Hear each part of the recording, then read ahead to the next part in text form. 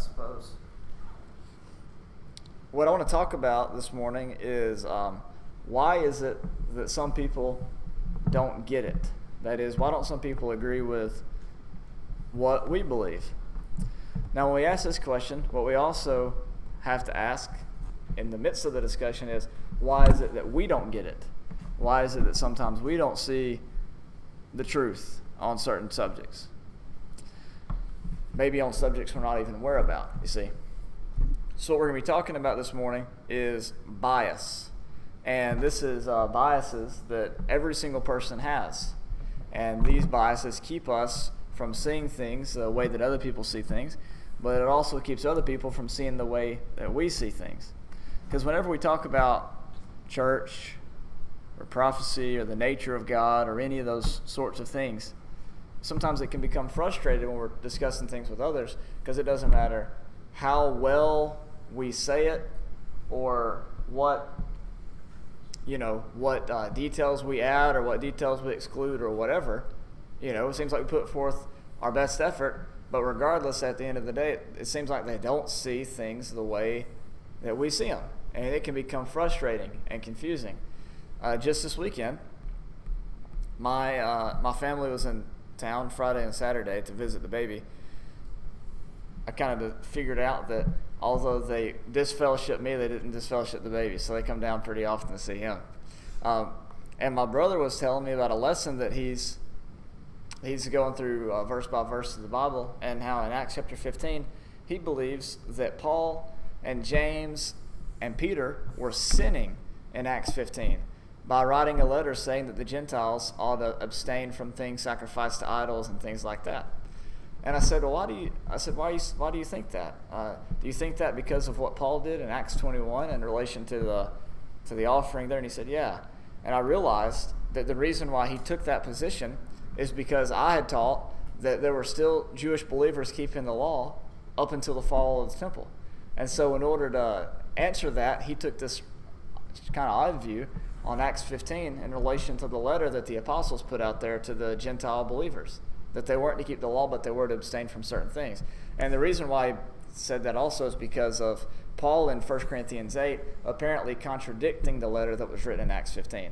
And so it's sort of, he might not even realize what he was doing, but the position that he was taking was to try to answer something that I had taught, 5 years ago. So I started thinking about that, what he said, and I've thought a lot about over the years. Why is it that, my family disagreed with me, even though I did my best to try to show them, my views on things. And kind of what I've determined is it has to do with bias and with understanding, bias.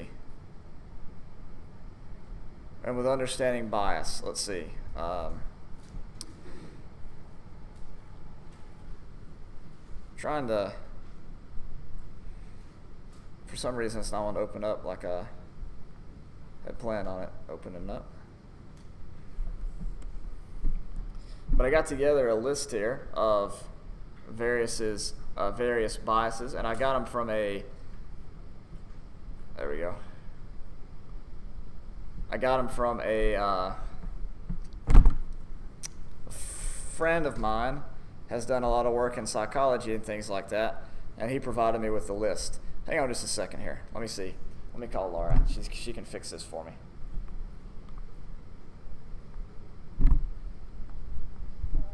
Hey, can you go into my office and close that file on my computer? Because I can't open it the way that, since it's open right now. All right, thank you. Love you. Bye. All right, so we'll just wait. But there's 13 different biases that people have, and I know that sounds kind of complicated, which actually is one of the biases. And there's 13 things that every person deals with that keeps them from seeing the truth on a subject, whatever that subject is. And what we're going to do this morning is we're going to take a look at some of them, maybe not all of them. We might have to do this over a couple of weeks. And we're going to look at examples in the New Testament of those biases. And then we're going to talk about how that might affect others. And then hopefully we'll also turn the discussion into how that might affect us as well. Okay. And the whole purpose of this is not only to answer the question, why is it that they don't get it? Why is it that people don't see it the way that we see it? But also to recognize any sort of biases that we might have that might be keeping us from seeing something in God's Word, or hearing somebody out on a subject, or whatever, regardless of what it is, whatever it is, So that's kind of the purpose of the class today.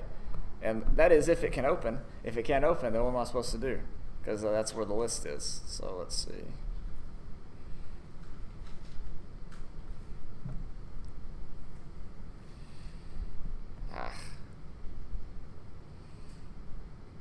Let me call her again and make sure.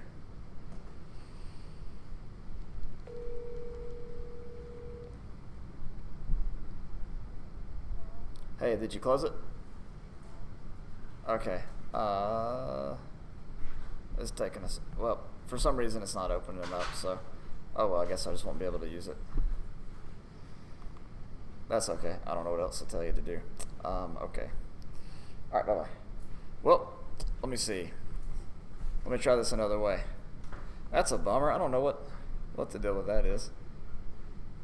It seems like every time I work to put a PowerPoint together, I can't. I end up not being able to get it to get it to work, which is kind of sad, but that's okay. I'll just pull up this file that my buddy sent me here. I thought I did. I see it on my iPad, but I don't see it it won't let me pull it up. Okay, so the first bias that exists, I had all these pictures picked out and everything, looked all pretty. That's not doing for some reason. Okay, the first bias that exists is what's called confirmation bias. Confirmation bias. And that's basically this. We judge new ideas based on the ease with which they fit in with and confirm the only standard we have: old ideas, old information, and trusted authorities. As a result, our framing story, belief system, or paradigm excludes whatever doesn't fit. Now, in order to understand these biases and why they're so important to look at and to sort of acknowledge their existence, is because it's not like something that you sit down and think about. These things aren't talking about something that you sit down and you study and you consider it over 5 minutes, 10 minutes, an hour, 2 years. This is talking about snap decisions, snap judgments that you make immediately after being presented a new idea or a new topic or whatever. We got to keep in mind, these are not things that you disagree with over a long period of time. This is a snap judgment, snap decisions that you make. And so automatically, if you are presented information that contradicts something that you already have in place or upsets that, your first instinctual reaction, is going to be to reject that outright. This is why people who are politically conservative watch certain news channels, and people who are politically liberal watch other news channels. This is why we attend, services with people who agree with what we already believe. This is why we tend to, ingest media and other sources of information from sources that we already tend to agree with, because immediately we naturally reject anything that doesn't come from a source or doesn't fit in or conform to some standard that we already have. And so every time you listen to a sermon or read a Bible class or read a book or read an article from someone, anybody, you are already filtering what they say through everything that you've already learned. So the trick is to be able to see, to be able to recognize that exists, admit that we all have that default filter, and when you do that, then it opens you up to be able to receive better than you could before you realized that it existed. You see, once you realize that this confirmation bias sort of exists, then you can deal with it when you're trying to ingest new information. Basically, what this says is anything that is said, whether true or not, that fits in with your already existing beliefs, you're more likely to accept. Whereas anything that is said, whether true or not, that doesn't fit in with your already existing beliefs, you're going to tend to reject. For example, we can go to to the life of Christ, and we recall Jesus in Matthew chapter 5. What does he do all through this chapter? He says in verse 21, "You have heard that the ancients were told." Or as he says in verse 27, "You have heard that it was said, you shall not commit adultery." Or as he says in verse 31, "It was said." Or as he says again, "You've heard that the ancients were told," over and over and over again. What's he doing? He is acknowledging, this is what you've heard. This is what you're familiar with. This is what you've been told from these authorities that you trust, that you put your faith in, that you've listened to for all these years. And whenever Jesus is finished, what do the people say? They were amazed at his teaching, for he was teaching them as one having authority and not as their scribes. I mean, he is shaking the foundations of what they believe. But Jesus, as the master teacher, points out, this is what you've been told. He acknowledges their confirmation bias. This is the world in which you exist. But here's a better way of looking at it. Now, understanding these biases not only helps us to understand why people disagree with us, and not only does it help us to understand why we might disagree with someone else, or why we might be more apt to receive one type of teaching as opposed to another type of teaching, but it also can help us in the act of persuasion, in trying to teach someone. Because if you can sense someone's reaction, that it fits into one of these biases that we're going to be looking at this morning and maybe next week too, so I can show off my pictures, then you'll be able to, you might be able to say something or do something or reword something in a way or relate to them on some level to overcome whatever that bias might be. Like what Jesus did in Matthew chapter 5. You've heard that it was said, hey, I know what you believe. I was there too. This is, and try to get down to the foundational, the root issue. Anybody have any examples of this in Scripture that they'd like to point out besides the one that I brought up? Any examples of people rejecting something in Scripture just because it didn't fit in with what they had already believed? Most of the time, people reject things that someone brings to them because of what they believe. Our mind always thinks on what we've been taught, what we always believe. So the whole time that you're trying to explain, or certainly when you're using passages of Scripture, the whole time that you're trying to explain your passage of Scripture, my mind is closed to what you're saying because I'm trying to think of something to come back what you just said. Right. I'm missing out the whole point of what you're trying to bring out. Right. And that's why what we try to do is, we try to emphasize context. We try to start from the very beginning of a book and go through, because jumping to the middle that is an example of confirmation bias. If we just quote passages just randomly with everybody's already assumed interpretation, that's just feeding into that confirmation bias. And so when I talk about a passage, or you talk about a passage, and it contradicts the way that person's always viewed it, like you mentioned, they already recognized that there was a difference, so their mind's been shut off, and now they're coming up with their answer without considering the evidence that you present. So that's a perfect example of that. And that's what all these biases are. All these biases are immediate things that our mind does before the sentence is ever even finished. Like, these are things that occur on a subconscious level before you ever even know what's going on. These are things you can't help. That's why it's important to recognize their existence so that we can deal with them when they come up. The next one is complexity bias. Complexity bias. That is this: our brains prefer a simple falsehood to a complex truth. Our brains prefer a simple falsehood to a complex truth. You get what that means? That means you're more likely to believe a lie that's simple and easy than you are to believe something that's complex. For example, let's take the study of prophecy. Our view of the study of prophecy is not easy to grasp. You got to go back and restudy everything, every passage, rethink everything, rethink what you think about resurrection, rethink what you think about the expression coming on the clouds, rethink what you think about the destruction of heavens and earth. Doesn't come easily. It takes a lot of work, it takes a lot of digging, it takes a lot of contemplation. But sticking to what you already believe, confirmation bias, because you perceive it as simple, complexity bias, is very easy to do. And so if something seems too complex, then we're apt to just disregard it at a moment's notice. Now, this is especially true when it comes to discussing things like politics, when there is a line drawn.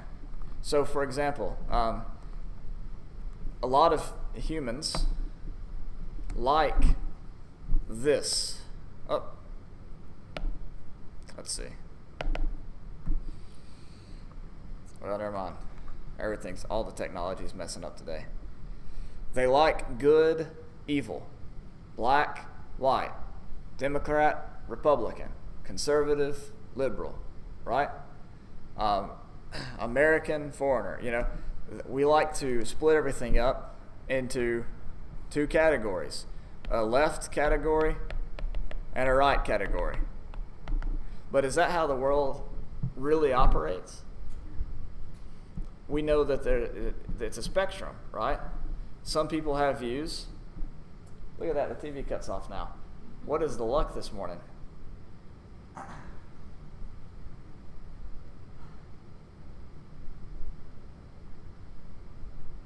Some people have views socially that fit into the left side of politics. Some people have views economically that might fit into the right side of politics, or vice versa, or whatever, And so, so if you ask somebody, are you Democrat or Republican, and they give you an answer, we might reject the complexity of their situation for the simplicity of it.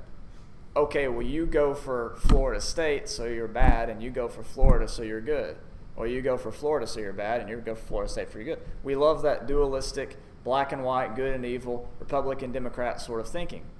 The problem with that sort of thinking, though, is it's not always as simple as it makes it out to be. Well, they may be a Florida State fan because that's where they went to college, and that's where their family went to college, and they grew up in the hometown. Or they may be a Florida Gator fan because their favorite animal is alligators, or they have some sort of cognitive disease or something like that. Y'all are Florida State fans, right? Is that right? Okay, good. That's what I thought. I was playing up for that. I don't have a dog in the fight, so I don't really care.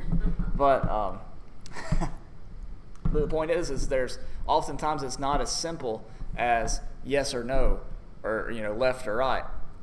And so what we tend to do, though, is we prefer simple falsehoods to a truth that's complex.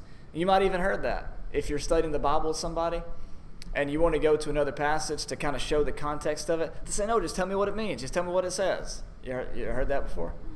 But the problem is you have such a different background on that text that it's hard to grasp it at a moment's notice like that, you see. So we prefer a simple falsehood to a complex truth. Let me show you an example of this in the New Testament. So in Romans chapter 14, you might, we're already familiar with this passage, but undoubtedly people at Rome wanted to know, well, which is it? Do we honor one day over the other, or do we keep every day the same? Yes or no, black or white, left or right, up or down? And what Paul says is, who are you to judge the servant of another in verse 4? To his own master he stands or falls, and he will stand, for the Lord is able to make him stand. One person regards one day above another regards every day alike. Each person must be fully convinced in his own mind. He who observes the day observes it for the Lord. He who eats does so for the Lord, for he gives thanks to God. He who eats not for the Lord, he does not eat, and give thanks to God. So which is it, Paul? Well, it depends. Who are you dealing with? Who are we talking about? Are we talking about Johnny, or are we talking about Jimmy? Which one are we talking about? And so Paul's answer, to their question or to their struggle isn't a black and white answer. It's a subjective answer. And we tend to reject those types of answers for simple answers. Well, this one's wrong and this one's right, and that's the end of the story. But as Paul indicates, that's not always the end of the story. There is objective truth, but in Christ we also have liberty. And so that's a bit more messy than the black and white, left and right way that we typically are raised, right? Not everything has a plain, simple yes or no answer. That's when everything falls into a debate.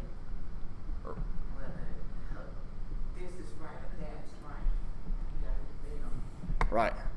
And there's nothing wrong with debate and discussion, but it can become too focused on, on the simplistic yes or no, left or right, without considering all the messy details that go into it. Our brain loves that upper level, that highest, very easy surface level thinking. For example, when we talk about Genesis 1, what does everybody want to know about? When you go to Genesis chapter 1, how old's the earth? How, are they 24-hour days or are they ages, as some people believe? All this. But is that even the point of Genesis chapter 1 to talk about that? No, it's the point of Genesis 1 to talk about, did God, who created the earth? God. What did he do? He put it in its order. He made light on day 1. He made sun, moon, and stars on day 4. He made the sea and the sky on day 2. He made fish and birds on day 5. He made the land on day 6. He made animals and man he made land on day 3, animals and man on day 6. Everything has its order, everything has its place, and it's all orchestrated by God. That's the point of Genesis 1, not carbon dating and all these things that we get into. But we love that, and there's a place for that type of discussion. But that's typically what we're drawn to. And oftentimes, that's not the point of the passage that we're studying. But that's where we get stuck many a time. Johnny? Right, some people argue with the glass bag full of hay. Just something to talk about. Right, exactly. Daniel, when I was a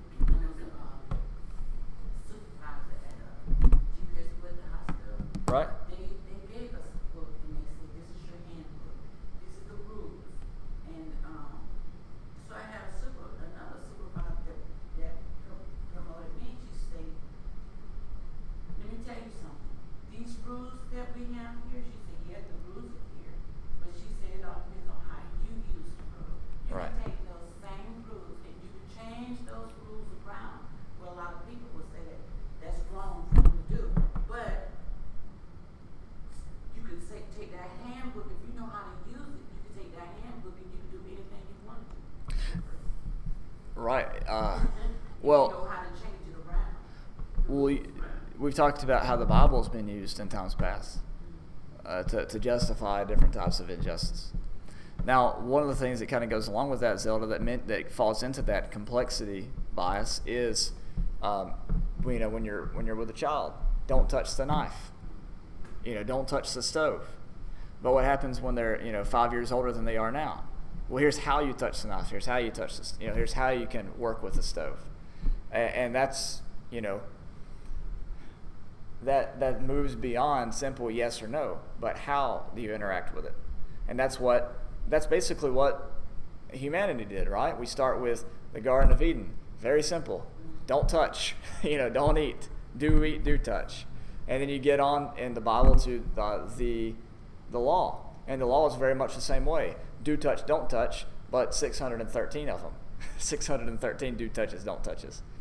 But then you get to Christ, and now it's no longer do touch, don't touch, as Paul talks about in Colossians chapter 2, but it's, one man observes a day, the other doesn't. They both do it to the Lord. That's not as simple. But, that just is understanding as more. See, you have just the Jewish people and the religion for a long time, 1,500 years, and now in Christianity, Jew, Greek, bond, free, male or female, everybody's coming in, and so that type of complexity is necessary in order to maintain unity. See, but this is where we get to this other thing now, this other bias called community bias, and that is, it is almost impossible to see what our community doesn't, can't, or won't see. And this has to do with the fact that we have a desire to fit into the flock, to fit into the herd, to fit into the group, the church, the workplace, the family. And so if some sort of evidence is introduced that disrupts that, our brain, in order to maintain that unity, tries to reject it at first. We don't want anything to do with that because that disrupts the community. That disrupts what we are comfortable with. And oftentimes, we're free to ask questions, we're free to explore, we're free to discover, but only within the confines of that, what that community set up is acceptable versus unacceptable. And so when new information is presented to us, we automatically accept it or reject it depending upon the community that we're in. So you can see why some people would automatically reject ideas before ever even considering them.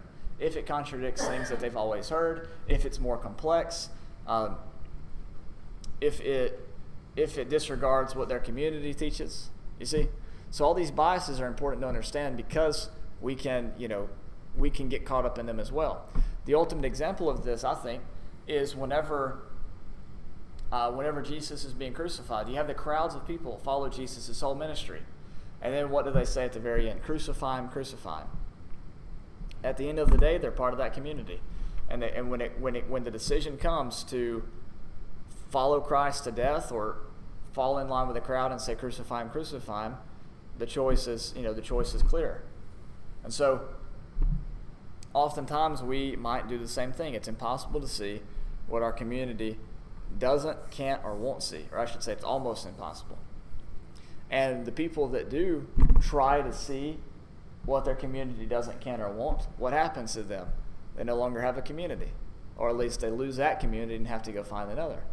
And so, again, the understanding these biases help us to understand other people and why they might disagree with us, but it also helps us to understand ourselves. Anybody have any thoughts on that? I think sometimes we have to go into that we don't know everything. Right. Because some people can open our minds up to a whole different scenario of things. We may think that this whatever you teaching that is right, but another person can look at you. I mean, you have to look at it from their point as well as yours. Right. So always have an open mind. That's right. That's the way I. That's right, and that's what this is about, is trying to understand why people disagree based on things that they don't even know is going on, But if we know they're going on, then we can work to overcome those in others as well as ourselves. We always talk about listening with an open heart and open mind, or reading the Bible with an open heart and open mind, but that's extremely difficult to do. It's one thing to say it, but it's another thing to put it into practice. In fact, it's borderline impossible to read the Bible without having assumptions about what you're about to read already, especially if you're already familiar with the passage, because we go to it already having all these assumptions and presuppositions about the text. Now, another form of bias is called the complementarity bias. That is, if you're hostile to my ideas, I'll be hostile to yours. If you're curious and respectful towards my ideas, I'll respond in kind. You've probably seen this at work. When someone's mean and nasty when they're presenting something, even if it's the truth, it's harder to accept that than if they're cordial and nice and have a good demeanor and a smile on their face. The trouble with that, though, is it's easier to accept a falsehood from someone that smiles and is cordial and is nice than it is, to reject it. Think of how many people throughout history have been conned into buying a product that they didn't need, or doing something that wasn't right, or believing something that wasn't true, just because the person, the salesman, or whoever that presented that to them had a smile on their face and treated them nice, And what do they always say? Well, he was so nice, I can't believe he'd ever do anything wrong like that, right? And that's the complementarity bias. I've given you examples about this in my personal life enough in times past, but there's been cases where colleagues of mine have not behaved in such a nice way, and it prohibited people from seeing the truth. Now, thankfully, they do because they've had time to process it. But again, this is all talking about instantaneous reactions that we have to people that build up walls between us and them. And like I said, there's like 13 of them that are identified in this paper that my friend wrote, that he did a lot of research on. And that's a lot of barriers to overcome, a lot of walls to cross. But just knowing that they're there, even without knowing all the names and memorizing what all they are, is a great step in having conversations with people about the scripture, or really just about with anything. Now, there's also the competency bias. And this is one of my favorites. And I used to say this without even knowing the name of it. We don't know how much or little we know because we don't know how much or little others know. In other words, we typically think that we are, just about everybody thinks that they're above average intelligence. Just above average. Whatever they think the average is, they think they're just above it. But the problem is they also perceive that pretty much everybody else is of the same intelligence that they are, you see, or at least around that area. And the trouble with that is we might reject an expert because we don't give them enough credit. At the same time, we might reject or we might accept a novice's opinion because we are unaware of how much they know or how much we know or how much there is to know. The other trouble with this is we might give ourselves too much credit or we might give ourselves too little credit. We've drawn this out before. I think I did a whole lesson on this idea. But whenever you come across a new subject that you get excited about and begin to study, the basic trajectory that you follow, I'll show it to you here in a second. I don't know what the deal is with this. The basic trajectory that you follow is this. You get an immense amount of knowledge with confidence. Then your confidence tanks because you realize you don't know how much you didn't know. And then it continues, goes up as you collect knowledge. In other words, you have time here. You have time that you study and knowledge here on the bottom.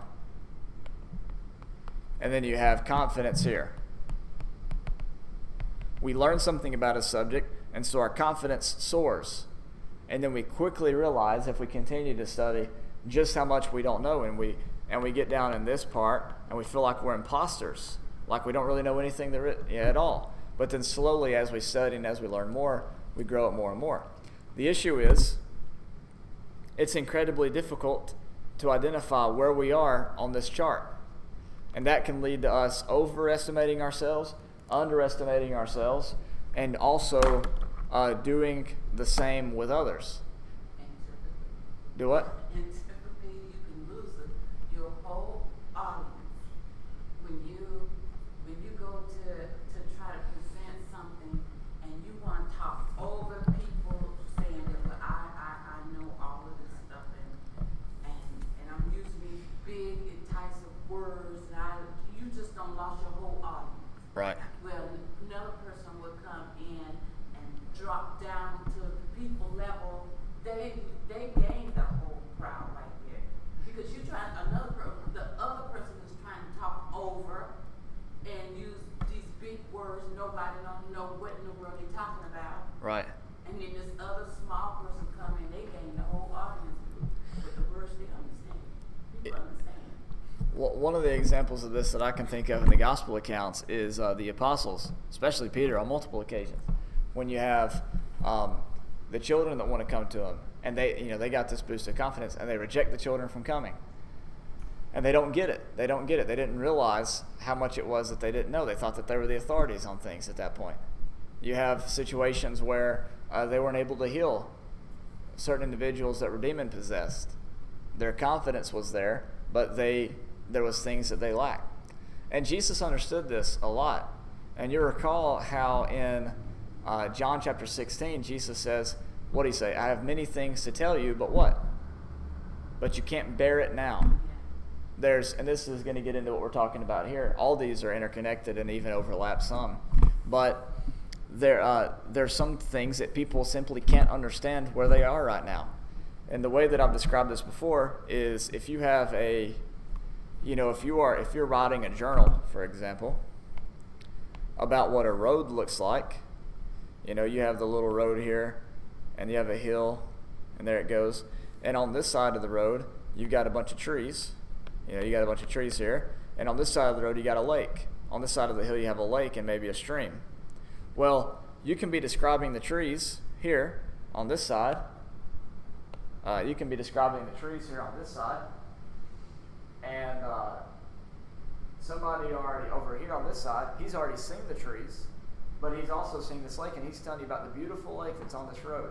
And you're going, this guy, you don't know what he's talking about. A lake? There's no lake on this road. There's a bunch of trees. There's a hill, but there's no lake. And the problem is, you haven't crossed that hill yet to get to where that lake's at. You're both on the same road. You're both headed towards the same goal. But the problem is, you haven't matured enough, you haven't learned enough, you haven't experienced enough to even be able to see what it is that they see. And that gets into what's called consciousness bias. And that's what Jesus is talking about in John 16. Consciousness bias is this: some things simply can't be seen from where I am at right now. But if I keep growing, maturing, and developing, someday I'll be able to see what is now inaccessible to me. This is stated, for example, in, sorry about that, Robert, I'll leave it up for you. This is stated, for example, in Paul in 1 Corinthians 13. When I was a child, spake as a child, right? Thought as a child. When I became a man, I put away childish things. The church was in a growing process in the first century. There were some things they could receive. There were some things that they couldn't receive yet. For example, if Peter had stood up in Acts chapter 2 on the day of Pentecost and said, the law's over, done, don't have to sacrifice anymore, don't have to keep the feast days, you don't have to eat clean, unclean things, he wouldn't have converted a soul, except for the people that wanted to get out of that kind of stuff. Because Acts chapter 10, he still doesn't get it. Oh man, do I eat unclean things or not? And God has to show him 3 times to rise and kill and eat. It took God telling him 3 times to rise, kill, and eat. When you read the book of Mark, it's interesting because you have demon-possessed people juxtaposed with disciples of Christ. And there's this question throughout: who do men say that I am? Some say Elijah, some say one of the prophets, maybe Jeremiah, maybe John the Baptist. And the only people that get it in the whole book are the demon-possessed people. What do you have to do with me, Son of God, right? And everybody else is like, well, his family thinks he's crazy, so they're trying to go take him back home. And his hometown people reject him. And is this not the son of Mary and the brother of James and all these? And so throughout the whole book, everybody doesn't get it except for the demon-possessed people, And so some things people aren't ready to see. And it took the resurrection of Jesus. It took the resurrection of Jesus to get all those people to really see who he actually was. Because even then, they're debating it on the road to Emmaus, trying to figure out what all this was about. And they were disappointed because they didn't get it. Even though he had told them multiple times, I'm going to rise again the 3rd day. He still had to send some of the women ahead of him to tell the people to go meet him in Galilee because they didn't get it. So some things we're not ready to receive, and it takes time to get there. That means that we need to be patient with others, because it could just be that they're not able to see it yet. They're not able to get what we're able to get because they haven't had the experience or the background that maybe we have. This other one is the comfort or the complacency bias. I prefer not to have my comfort disturbed. So, for example, you have the rich young ruler comes to Jesus, and he says, what must I do in order to inherit eternal life? And Jesus says, keep the commandments. And what does he say? Which ones? And Jesus says, do not commit adultery, do not kill, honor your father and mother, do not steal, and do not bear false witness. And the man says, well, I kept all these since my youth. He says, this one thing you lack. Go sell all you have, give to the poor, and come follow me. And what happens? He goes away, and the text says, because he had many riches. You see? That we prefer not to have our comfort disturbed. He was unable to accept that truth because it called him to radical action. We might not be able to accept the truth because it might be something that's upsetting to things that we've already believed or a lifestyle that we've already accepted. John the Baptist told Herod, you do not need to have your brother's wife. And what ended up happening to John the Baptist because of that? He got beheaded, right? So sometimes we reject truth simply because it makes us uncomfortable. Simply because it makes us uncomfortable. A couple more here. This one's interesting. This is called the conservative liberal bias. They did a study. A psychologist did a study about people who vote conservative and people who vote liberal or Democrat and Republican. And what they found is there are 6 moral characteristics. There's 6 moral characteristics. There is fairness, there is kindness, there is purity, there is loyalty, liberty, and authority. So different political parties, wherever you lie on that spectrum, emphasize different things in relation to that. Now, all have all of these. Everybody, wants all of this to be true, but some are given more weight to others depending on, the situation. For example, people that are more left-leaning tend to emphasize fairness and kindness over, let's say, purity, or over things that might be, like for example, authority. Whereas people that are more conservative may emphasize purity over fairness. For example, when it comes to the discussion of homosexuality and homosexual marriages, you probably heard in the news just this last week. What did the Catholic Pope say? Did you see that? He didn't come out in favor of homosexuality, but what he said was he believes that there should be civil unions to allow those people in countries that didn't have those types of laws to live together and to be in a civil union. He didn't say marriage, but he said civil union. And a lot of people in the Catholic Church consider him to be more left-leaning in his political and religious views. And you can see that, though. He is leaning more towards fairness than towards what we would consider purity. And this can be a big deal, because we might reject or accept things, based upon those criteria, depending on whether or not we are, we are more left-leaning or more liberal in our bias. For example, here's one thing my friend says. These differences suggest that liberals work with a nurturing parent model, assuming that people want to be good and do right, but just need to be encouraged and supported to do so. In contrast, conservatives work with a strict father model, assuming that people are lazy and bad and need strict discipline, threats of punishment, and tough treatment to keep them in line.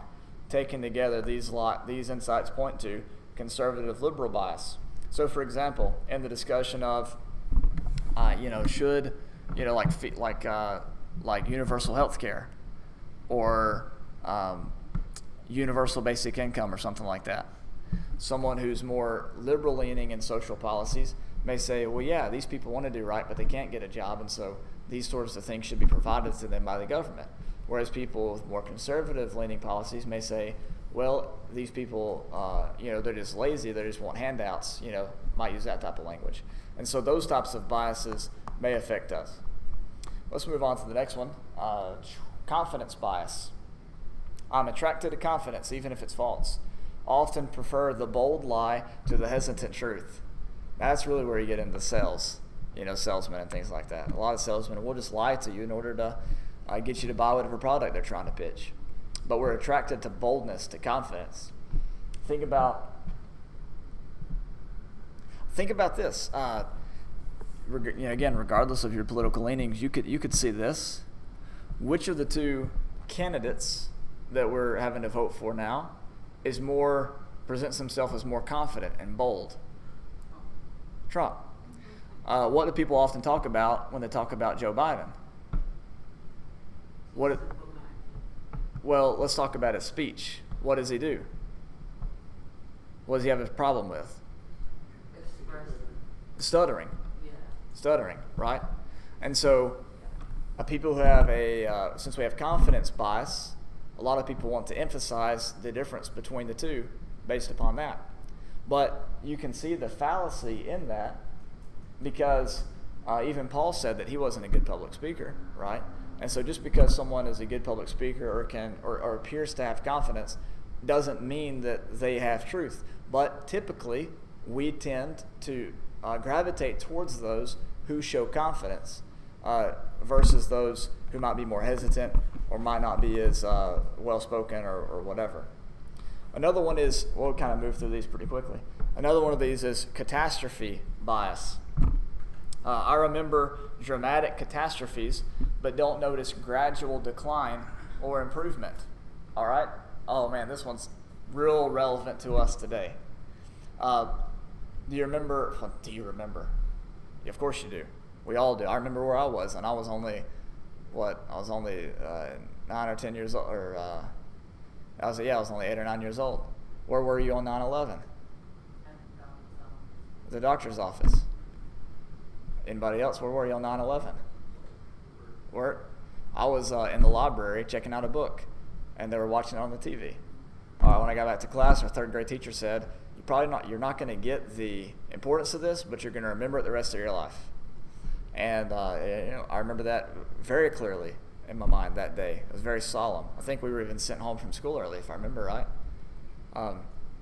But we remember dramatic catastrophes, but don't notice gradual decline or improvement. Now, the coronavirus isn't really a good example because of how much it has affected our day-to-day life, but it is sort of an example of this. Coronavirus, how many people have died? I think that's right, 220,000, which means that's a lot of 9/11s, right, in terms of death numbers. But we typically, 9/11 was an attack on our country by outside forces, right? The coronavirus is a sickness, and so we tend to react more strongly to 9/11. Think about after 9/11, the call to action in the country to fight back, to avenge, to rebuild, that sort of thing. How strong that was, how urgent it was. And what will people say? I'll do anything for my country. I'll die for my country, right? But now people, pitch fits going to the grocery store having to wear a mask because the sign on the door says, mask mandatory. What happened to wanting to die for your country? Wanting to do anything for your country, right? We tend to be more affected by sudden, instantaneous catastrophe than we are gradual decline or improvement. And so whenever you are talking to someone about an issue, they might not be as receptive to changing something that's a gradual decline versus reacting to a immediate, decline. For example, in the New Testament, you have in Matthew chapter 24, Jesus is telling about two different types of people. You have the one type of person who says, "Hey, well, I need to be ready because the coming of the Lord can happen at any moment." And you have the other person that says, "Well, hasn't happened yet, probably no big deal. I can just, buy, sell, get gain, or whatever, And so that's that catastrophe bias. We have more tendency to react to something that's urgent than to react at something that's just as detrimental or even more detrimental, but more gradual. Two more, contact bias. Contact bias. When I don't have intense and sustained personal contact with the other, my prejudices and false assumptions go unchallenged. In other words, what he means by that is it's really easy to be, it's really easy to be racist or something like that if you're not around people of a different race. It's really easy to be hateful towards a group if you don't have to interact with that group every day. For example, one of the sins that we talk about most often in Christianity is homosexuality. But things that we don't talk about as much as we probably should is the love of money, greed, covetousness, and things like that, and lust and things like that. We talk about them, but not as much. Why? Because we have those things hit a lot more close to home than some of these other issues that are discussed among Christians. So when we don't have intense and sustained personal contact with someone of another class, race, ideology, religion, whatever, our prejudices and false assumptions to go and challenge. I really wish Laura could have been here because she had a wonderful interaction with a co-worker of hers that was Muslim in college, who had a lot of preconceived ideas about Christianity that were shattered whenever she started talking to Laura about what Laura believed. And so I wish she could have been here to share that. Maybe she can next week, because I'd like to go back over some of these. I just want to get them out there so you know them. Cash bias. It's hard for me to see something when my way of making a living requires me not to see it. This is great with preachers, because I know a lot of preachers who who believe things that would get them fired. But they don't say that. Why? Because they might, lose their income. There's preachers who believe what we believe about prophecy. I could name them off. Do what? What did you say they believe what? They believe what we believe about prophecy, and I could name them off. But they have either rejected it publicly or whatever, even though they hold it privately, because they got family to take care of. And so there's this cash bias. It's hard for me to see something when my way of making a living requires me not to see it. One of the big things about that would be, the economy. The economy dictates the decisions a lot of people make, even if it leads to unfavorable conditions for someone else. All right, conspiracy bias. I believe this is the last one.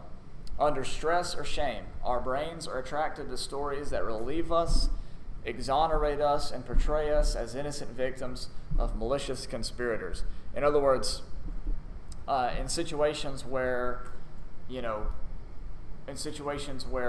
feel some sort of pressure, we tend to accept an elaborate or complex story if it means getting us out of any sort of responsibility. The whole world's out to get me sort of thing. And so we're going to go over some of these again next week. I'd like to, and kind of get in some more details and examples from the scripture. But the purpose of all this is to show you what sort of biases we tend to have. And this next week, I encourage you, as we're sort of going throughout the week, look out for some of these in your conversations with people, or when you're watching television or reading the newspaper, and see what ways the people that you're talking about have these biases, or maybe what ways people that you interact with, you can tell they know what these biases are, and they're playing it up one way or the other, especially when it comes to the election, to attract you to their cause or their party or their vote. Because there's a lot of these that you'll see that people will hyper-focus on because they know their audience. See, because people that are on the news, for instance, they know all this stuff. People that make commercials, they've studied all this stuff way more than any of us have. And they intentionally make decisions or say things to get you to go one way or the other because they know the biases that you have. So if we educate ourselves about these things, we can know why other people don't agree with us. We can know why we might not agree with other people. And we can also know how we can overcome these biases in our own lives and in others, and guard ourselves against those who may manipulate us by appealing to a certain bias. So it's a really good study, and I'd like to look more into it next week with even more specific examples from the scripture, and hopefully some of the people that weren't here can share their experience as well. All right, there's your 13. We'll get back to that next week.